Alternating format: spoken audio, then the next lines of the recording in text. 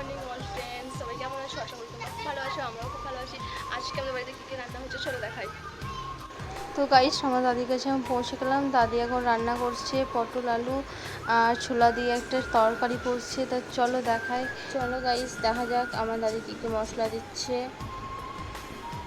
প্রথমে লবণ দিয়ে দিল পরিমাণ মতো, তারপর দিয়ে দিল জিরে গুঁড়ো পরিমাণ মতো, তারপর দিয়ে দিল হলুদ পরিমাণ মতো, তারপর দিয়ে দিল লঙ্কা গুঁড়ো স্বাদ মতো, তারপর দিয়ে দিল আদা রসুন পেস্ট করা,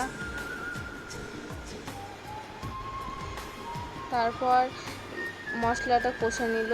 আলু পটল ছোলার ডাল দিয়ে যেটা মশলাগুলো দিল সব কষে নিল। তারপর জল দিয়ে দিবে। তো তোমরা ট্রাই করতে পারো গাইস।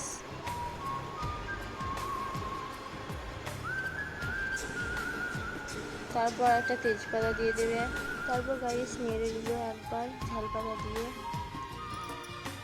গাইস আপনাদের রান্না কমপ্লিটটা হোক, তারপর কীরকম হচ্ছে তারপর তোদের দেখাই।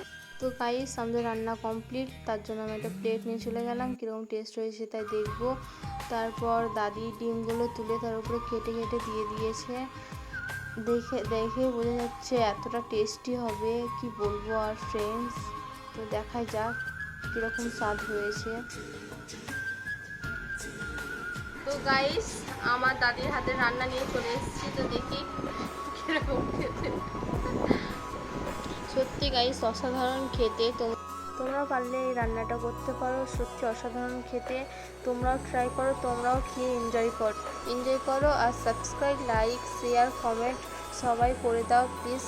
আর সবাই ভালো থাকো, নেক্সট ব্লগে আবার দেখা হবে। টাটা।